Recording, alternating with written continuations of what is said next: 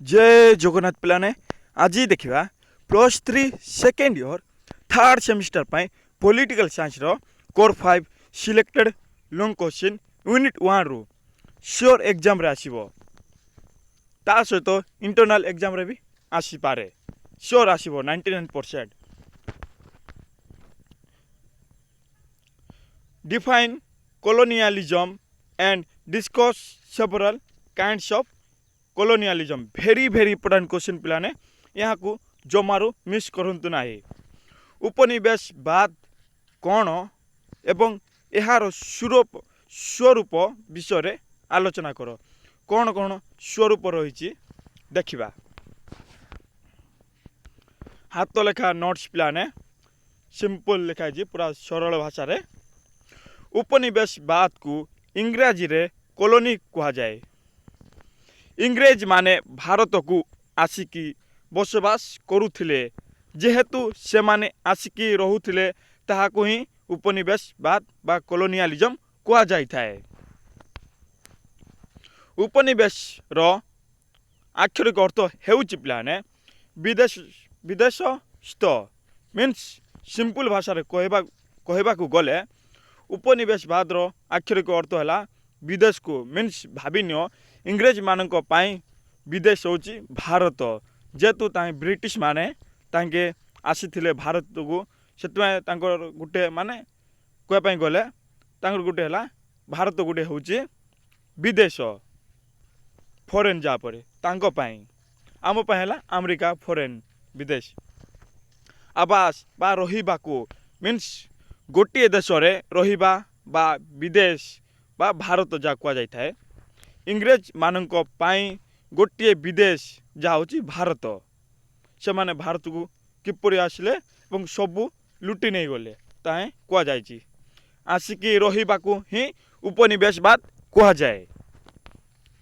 बात कौन बा उपनिवेशवाद कौन पिलाने उपनिवेशवाद कौन देखिबा। मने करो कि भारत मैप मने करो कि भारत मैप भितर जेते सबु अंचल अच्छी पिलाने से सबु स्थान रे प्रवासी बा इंग्रेज माने आसी रहिले भारतर विभिन्न अंचल रे विभिन्न स्टेट अच्छी से सब रे रही से अंचल रे वाणिज्य व्यवसाय कम दाम रे किनिबा वाणिज्य व्यवसाय करथिले पिलाने आपने समस्ते जानथिबे कम दाम रे किनिबा यह को ही उपनिवेशवाद कहा जाता है। कम दाम रे किनी करी तांको विदेश को नेकिना से माने से स्थान रे आउ थरे से भलरे तैयारी करी करी आउ थरे भारत को बिकवा पाए आसुथिले एवं भारत रे अधिक दाम रे बिकुथिले।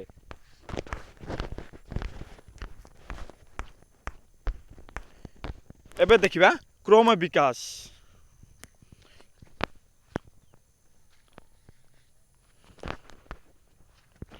पंचम एवं षोडश शताब्दी रे पारंपरिक साम्राज्यवाद धीरे धीरे उपनिवेशवाद रे परिणत हैला मीन्स कोच प्लाने 1 मार्क रे भी आसीबो ए पॉइंट जमार मिस करंतु नाही।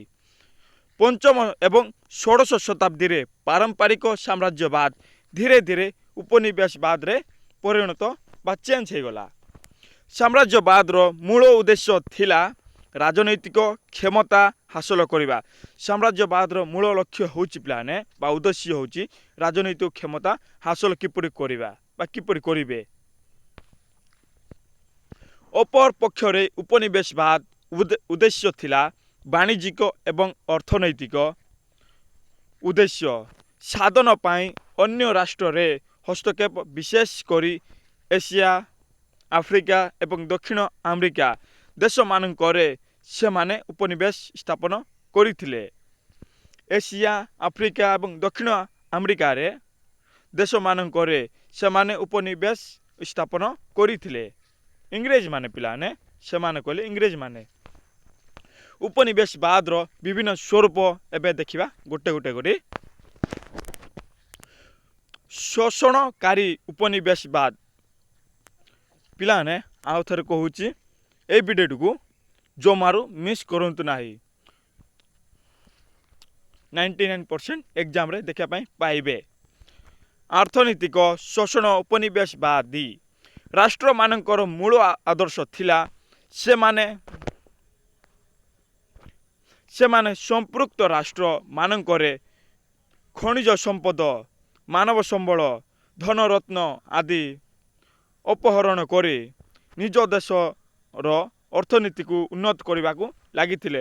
ମିନ୍ସ ସିମ୍ପଲ ଭାଷାରେ ଆଉ ଥରେ କହିବି ପିଲାମାନେ, ସେମାନେ ମିନ୍ସ ଇଂରେଜମାନେ ସମ୍ପୃକ୍ତ ରାଷ୍ଟ୍ରମାନଙ୍କରେ ଖଣିଜ ସମ୍ବଳ ଅଛି, ମାନବ ସମ୍ବଳ ଅଛି, ଧନ ବା ଟଙ୍କା ଯାହା କୁହାଯାଇଥାଏ ଆଦି ଅପହରଣ ତାକୁ ନେଇକିନା ନିଜ ଦେଶର ବା ତାଙ୍କ ବିଦେଶରେ ସେଇ ଦେଶର କିପରି ଉନ୍ନତ କରିବେ ଅର୍ଥନୀତିକୁ କରିବାକୁ ଲାଗିଥିଲେ। ଇଂରେଜମାନେ ବିଶେଷ ଭାବେ ବ୍ୟାପକ ଶିଳ୍ପାୟନ ପାଇଁ ପ୍ରାକୃତିକ ସମ୍ପଦ ଅଛି ପିଲାମାନେ ମାନବ ସମ୍ବଳର ବ୍ୟାପକ ଆବଶ୍ୟକତା ଥିଲା। ଆଧୁନିକ ରାଷ୍ଟ୍ରମାନଙ୍କର ସେମାନେ ସମ୍ପଦ ଲୁଟ କରି ନିଜ ଦେଶକୁ ନେଇଯାଇ ଉତ୍ପାଦିତ ମିନ୍ସ କହୁଛି ପିଲାମାନେ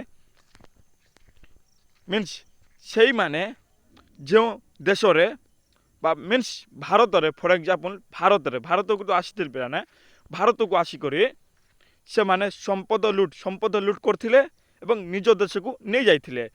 ସେଠାରେ ଉତ୍ପାଦିତ କରିଥିଲେ ମିନ୍ସ ଇଣ୍ଡଷ୍ଟ୍ରିରେ ତାହାକୁ ନେଇକିନା ସେଇ ଦ୍ରବ୍ୟଟିକୁ ସେଇ ରାଷ୍ଟ୍ରମାନଙ୍କରେ ବିକ୍ରୟ କରି ମିନ୍ସ ସେଇ ଫରେନ୍ରେ ସେଇ ଦ୍ରବ୍ୟଟିକୁ ତିଆରି କରି ଭାରତକୁ ଆଣିକରି ବିକ୍ରୟ କରୁଥିଲେ, ପ୍ରଚୁର ଲାଭ କରୁଥିଲେ ବା ପାଉଥିଲେ।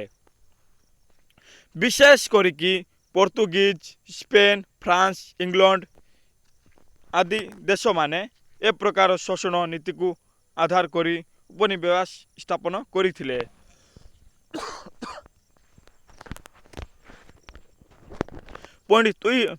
ପଏଣ୍ଟ 2 ଦେଖିବା କ'ଣ ଅଛି, ସ୍ଥାନାନ୍ତରିତ ଉପନିବେଶବାଦ। ଏ ପ୍ରକାର ଉପନିବେଶବାଦର ଅର୍ଥ ହେଲା ଗୋଟିଏ ଦେଶରୁ ଜନସାଧାରଣ ଅନ୍ୟ ଅଞ୍ଚଳକୁ ସ୍ଥାନାନ୍ତର ହୋଇ ସାମରିକ କ୍ଷମତା ବଳରେ ସେଠାରେ ବସତି ସ୍ଥାପନ କରିବା ପୂର୍ବରୁ ସାମାଜିକ ଓ ରାଜନୈତିକ ବ୍ୟବସ୍ଥା ଯାହା ଅଛି ସେ କର୍ଣ୍ଣଧାର ହେବା। ଅତୀତରେ ଆମେରିକାରେ ସ୍ଥାପିତ ବ୍ରିଟିଶ ଉପନିବେଶ ଶାସନ ଅତୀତରେ ବା ପ୍ରାଚୀନ କାଳରେ ଆମେରିକାରେ ସ୍ଥାପିତ ହୋଇଥିଲା ବ୍ରିଟିଶ ଉପନିବେଶ ଶାସନ ଯାହା ଥିଲା ଅଷ୍ଟ୍ରେଲିଆରେ, ନ୍ୟୁଜିଲ୍ୟାଣ୍ଡରେ, ଦକ୍ଷିଣ ଆମେରିକାରେ ଦେଶମାନଙ୍କରେ ଉପନିବେଶବାଦ ସ୍ଥାନାନ୍ତର ପ୍ରକ୍ରିୟା ଉପରେ ପର୍ଯ୍ୟବେସିତ ଥିଲା। ସେହିଭଳି ସ୍ପେନ, ପର୍ତ୍ତୁଗୀଜ ଉପନିବେଶ ଦକ୍ଷିଣ ଆମେରିକା ଦେଶମାନଙ୍କରେ ସ୍ଥାନାନ୍ତର ପ୍ରକ୍ରିୟାର ଅନ୍ୟ ଏକ ନିଦର୍ଶନ ଅଟେ।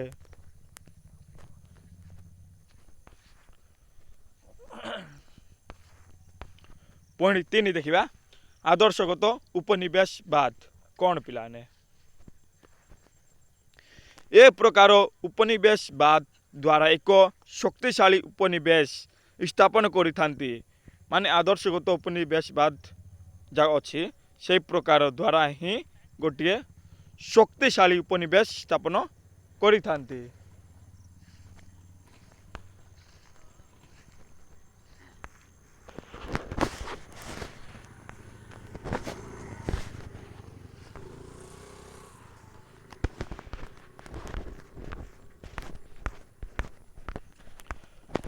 ନେକ୍ସଟ, ଇଂଲଣ୍ଡର ଉପନିବେଶମାନଙ୍କରେ ଗଣତନ୍ତ୍ର ଆଦର୍ଶର ପ୍ରସାରିତ ଘଟିଥିଲା। ମିନ୍ସ ଇଂଲଣ୍ଡ ଦେଶରେ ଉପନିବେଶମାନଙ୍କରେ ଗଣତନ୍ତ୍ର ଆଦର୍ଶର ପ୍ରସାର ଘଟିଥିଲା ବେଳେ ରୁଷିଆର ସାମ୍ୟବାଦୀ ଆଦର୍ଶ ସମ୍ପ୍ରସାରଣ ପୂର୍ବ ୟୁରୋପ ରାଷ୍ଟ୍ରମାନଙ୍କରେ ସଂଗଠିତ ହୋଇଥିଲା। ମିନ୍ସ ସେଠାରୁ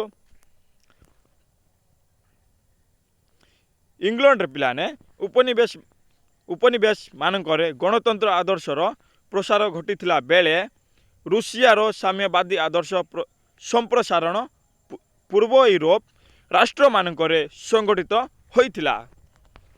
ପାକିସ୍ତାନ, ଅଷ୍ଟ୍ରେଲିଆ, କାନାଡ଼ା, ଭାରତ ଆଦି ଦେଶମାନଙ୍କରେ ଇଂଲଣ୍ଡର ଗଣତନ୍ତ୍ର ଆଦର୍ଶ କାର୍ଯ୍ୟକାରୀ ହୋଇଥିବା ବେଳେ Poland, Czechoslovakia, Cuba, Albania, Bulgaria ଆଦି ରାଷ୍ଟ୍ରମାନଙ୍କରେ ସାମ୍ୟବାଦୀ ଆଦର୍ଶ ଉପରେ ସରକାର ଗଠିତ ହୋଇଥିଲା। ପିଲାମାନେ ଏ ପଏଣ୍ଟକୁ ଭଲରେ ମନେ ରଖିବେ। ଦେଖନ୍ତୁ,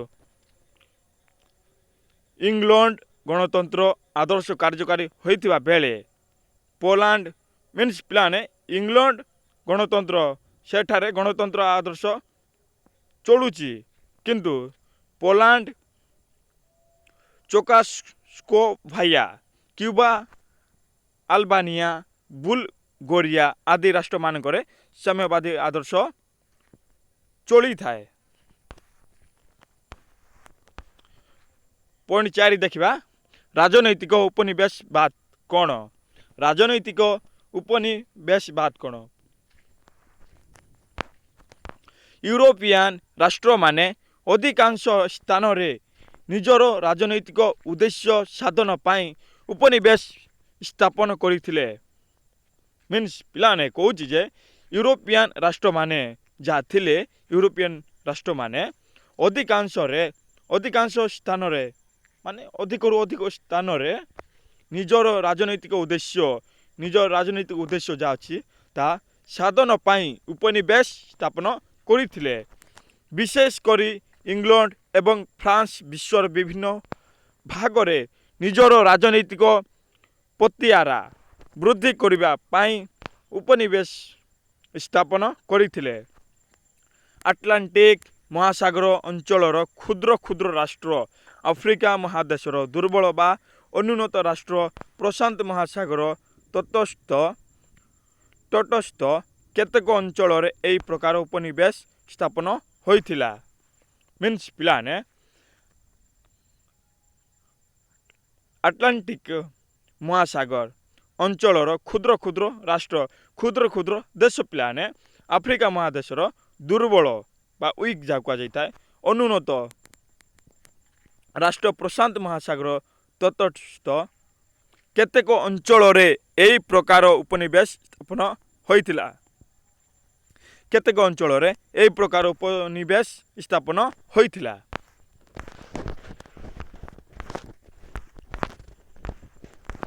ଲାଷ୍ଟ ପିଲାମାନେ ବିଶ୍ଳେଷଣ ବ୍ୟାଖ୍ୟା ଯାହା ଦେଖିବା। ଶେଷ ଉପନିବେଶବାଦ ଉନ୍ନତ ୟୁରୋପ ଦେଶମାନଙ୍କର ମୂଳ ଆଦର୍ଶ ଥିଲା। ଜଳପଥ ଆବିଷ୍କାର ହେବା ଦ୍ୱାରା ସେମାନେ ବିଶ୍ୱର ବିଭିନ୍ନ ଭାଗକୁ ଜଳପଥରେ ଯାତ୍ରା କରି ଉପନିବେଶ ସ୍ଥାପନ କରିଥିଲେ। ସିମ୍ପଲ ଭାଷାରେ କହିବା ପାଇଁ ଗଲେ ପିଲାମାନେ ଉପନିବେଶବାଦ ଉନ୍ନତ ୟୁରୋପ ଦେଶମାନଙ୍କର ମୂଳ ଆଦର୍ଶ। ସେମାନଙ୍କର ମୂଳ ଲକ୍ଷ୍ୟ ଥିଲା ଯେ ଜଳପଥ ବା ପାଣିରେ ଜଳପଥ କହିଲେ ପିଲାମାନେ ପାଣି ଜାହାଜରେ ବୁଝିବା, ପାଣି ଜାହାଜରେ ସେଇ ଆବିଷ୍କାର କରିଥିଲେ। ପାଣି ଜାହାଜ ସେ ଆବିଷ୍କାର କରିବା ଦ୍ୱାରା ସେଥିରୁ କିପରି ସେମାନେ ବିଶ୍ୱର ବିଭିନ୍ନ ଭାଗକୁ ଜଳପଥରେ ଯାତ୍ରା କରି ଉପନିବେଶ ସ୍ଥାପନ କରିବେ ତାହା ହିଁ ଉଦ୍ଦେଶ୍ୟ ଥିଲା। ୟୁରୋପ ମହାଦେଶର ପ୍ରଭାବଶାଳୀ ରାଷ୍ଟ୍ରମାନେ ଏସିଆ, ଆଫ୍ରିକା, ଲାଟିନ୍ ଆମେରିକାର ଅପେକ୍ଷାକୃତ ଦୁର୍ବଳ ରାଷ୍ଟ୍ରମାନଙ୍କ ଉପରେ ନିଜର ପ୍ରଭାବ ବିସ୍ତାର କରିବା ଦ୍ୱାରା ଉପନିବେଶବାଦ ଉଦ୍ରେକ ହୋଇଥିଲା। ଊନବିଂଶ ଶତାବ୍ଦୀର ପ୍ରଥମ ଭାଗରେ ବିଭିନ୍ନ ଉପନିବେଶବାଦ ଅଧ୍ୟୁଷିତ ରାଷ୍ଟ୍ରମାନଙ୍କରେ ଜାତୀୟତାବାଦୀ ଆନ୍ଦୋଳନ ସୃଷ୍ଟି ହୋଇଥିଲା। ଦ୍ୱିତୀୟ ବିଶ୍ୱଯୁଦ୍ଧ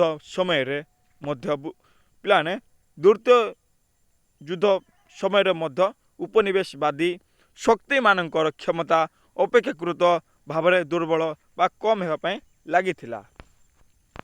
ୱିକନେସ୍ ପିଲାମାନେ ଭାରତରେ ମଧ୍ୟ ଉପନିବେଶବାଦୀ ଶକ୍ତି ବିରୋଧରେ ବିପ୍ଳବ ସଂଗଠିତ ହୋଇଥିଲା।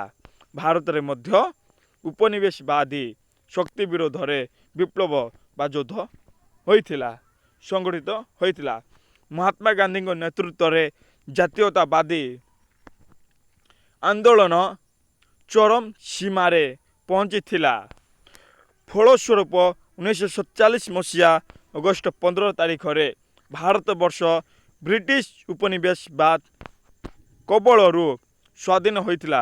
ମିନ୍ସ ପିଲାମାନେ ଆମ ଭାରତ 1947 ମସିହା ଅଗଷ୍ଟ 15 ତାରିଖ ଦିନ ସ୍ୱାଧୀନ ହେଲା ଏବଂ ସେଦିନ ପୂର୍ବରୁ ହିଁ ଇଂରେଜମାନଙ୍କୁ ତୋଡ଼ି ଦିଆଯାଇଥିଲା।